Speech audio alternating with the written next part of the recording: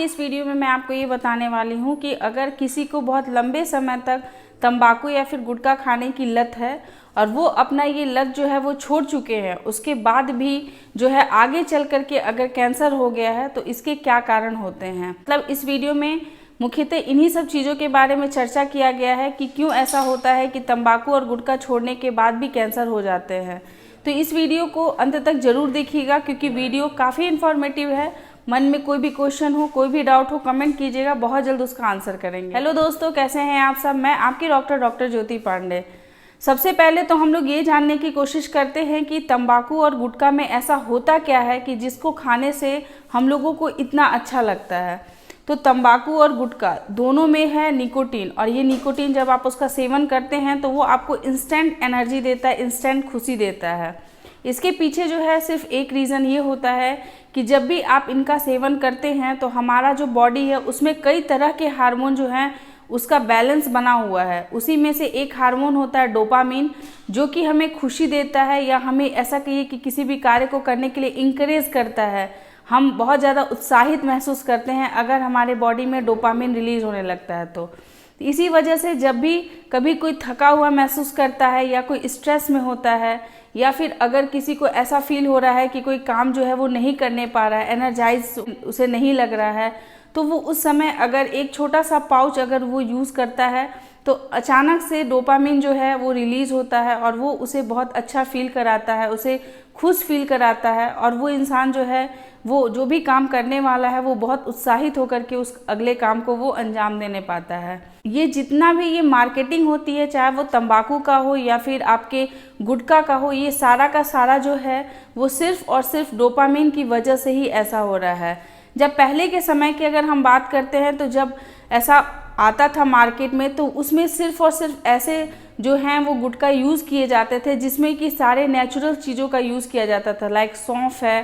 Peppermint है, या फिर उसमें सुपारी है, मिंट्स है। उसमें ऐसे ऐसे फ्लेवर्स यूज़ किए जाते थे जो कि आपके मुंह की जो हाइजीन होती है उसको सही करने का काम करता था, और अगर आप उसको निगलते थे तो वो आपके डाइजेशन में हेल्प करता था। लेकिन धीरे धीरे इसकी मार्केटिंग जो है वो इस तरीके से कि इसके एडवर्टाइजमेंट के लिए बड़े बड़े स्टार्स जो हैं उनका उपयोग किया जाने लगा। तो इस वजह से आज जो है वो हर छोटा से छोटा बच्चा हो, एक छोटा गांव का छोटा सा कोई गली हो जहाँ पे एक छोटा सा चौराहा पे एक दुकान है जहाँ पे लोग चाय पीते हैं, या फिर एक बड़ा सा फेमस सा कोई जगह हो बड़े से शहर का, हर जगह पे जो है वो गुटखा की पहुँचे और तंबाकू जो है वो बहुत ही ईजिली अवेलेबल है और लोग इसका सेवन करते हैं। हम लोग इस चीज़ के पीछे बिल्कुल भी बात नहीं करेंगे कि ये इतना ज़्यादा हानिकारक है, फिर भी क्यों जो है गवर्नमेंट इसको अप्रूवल देती है, क्यों ऐसा करती है। हमारी जो अर्थव्यवस्था है, इकोनॉमिक्स है, उसको सही रखने के लिए या फिर बोलिए जो है इसका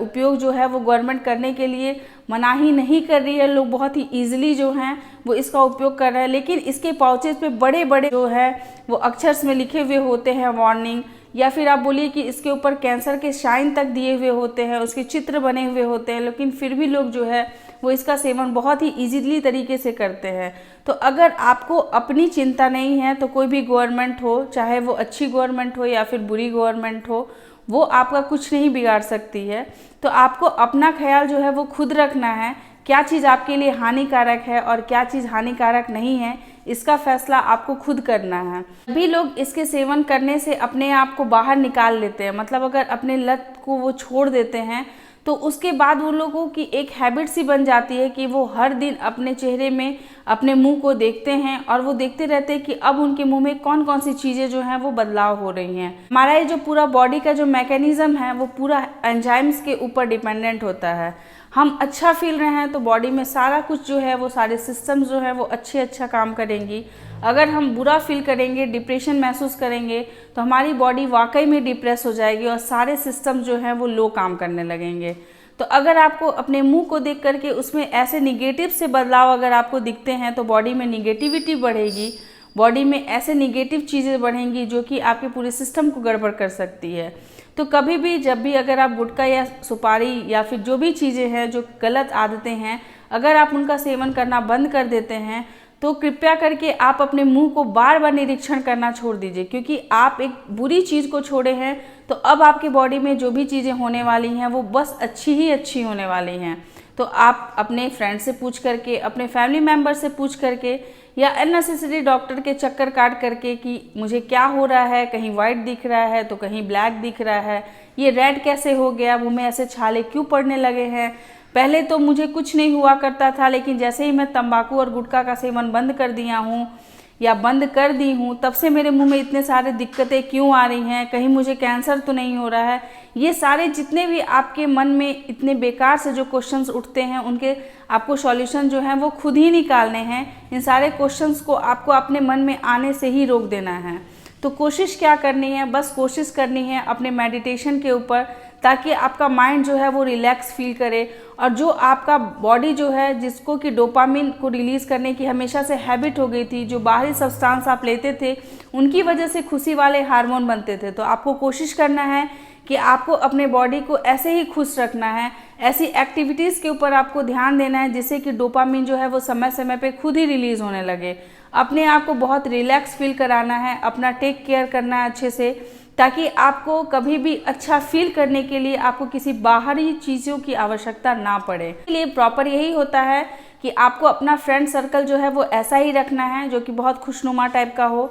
आपने अपने माहौल को खुश रखना है और अपने योगा पे, मेडिटेशन पे आपको विशेष करके ध्यान देना है। सुबह आप ऐसा फिजिकल एक्सरसाइजेस करें कि आपकी बॉडी जो है वो फिजिकली रूप से थोड़ी थके, मेंटली थोड़ी स्ट्रांग रहना होगा आपको। तो इन सारी चीज़ों का अगर आप ख्याल रखते हैं तो आपको जो है वो आगे चल के कभी भी कैंसर नहीं होगा, ये मेरा दावा है। लेकिन अगर आप अपना तंबाकू और गुटखा छोड़ने के बाद हमेशा इस गिल्ट में रहते हैं कि आपके मुंह में जो है वो बदलाव हो रहा है, आपको कैंसर हो रहा है, तो भले से आपके मुंह में कोई भी चेंजेस ना हो रहे हैं लेकिन ये आपकी सोच जो है वो ऐसे ऐसे हार्मोन का प्रोडक्शन करने लगेगी जो कि आपके हार्मोन के लेवल को ऐसा इम्बैलेंस करेगा कि आपके बॉडी में कैंसर सेल जो है वो डेवलप हो सकते हैं। हर एक इंसान हो वो चाहता है कि उसके आसपास का माहौल अगर अच्छा रहे तो वो भी अच्छा ग्रो करेगा। सेम उसी तरीके से कैंसर सेल एक बुरे सेल होते हैं, उनको हमेशा ग्रो करने के लिए हमेशा खराब हार्मोन और खराब एटमॉस्फेयर की आवश्यकता होती है।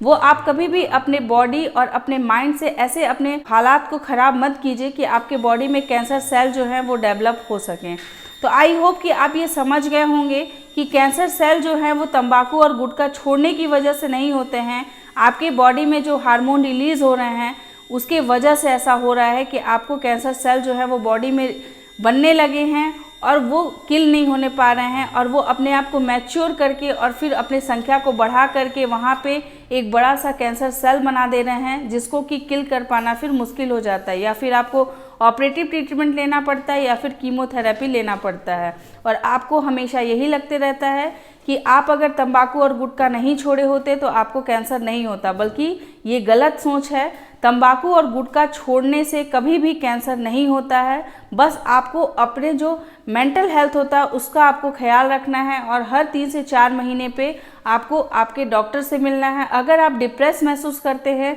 तो भी इसके लिए प्रॉपर आपको ट्रीटमेंट लेना है, लेकिन दोबारा से कभी भी तंबाकू और गुटखा को हाथ नहीं लगाना है। आई होप कि आपको वीडियो समझ में आया होगा, अच्छा लगा होगा तो प्लीज़ लाइक कीजिएगा और अपने फ्रेंड या फिर फैमिली मेम्बर्स को शेयर ज़रूर कीजिएगा जो लोग गुटखा छोड़ने वाले हैं या फिर गुटखा को छोड़ रहे हैं और वो भी डिप्रेशन में रहते हैं। ऐसे ही छोटे से छोटे इन्फॉर्मेशन आपके साथ शेयर करते रहेंगे, लाते रहेंगे नए नए वीडियोस। तब तक के लिए अपना ख्याल रखिएगा, अपने आसपास के लोग का ध्यान रखिएगा। Take care, bye bye.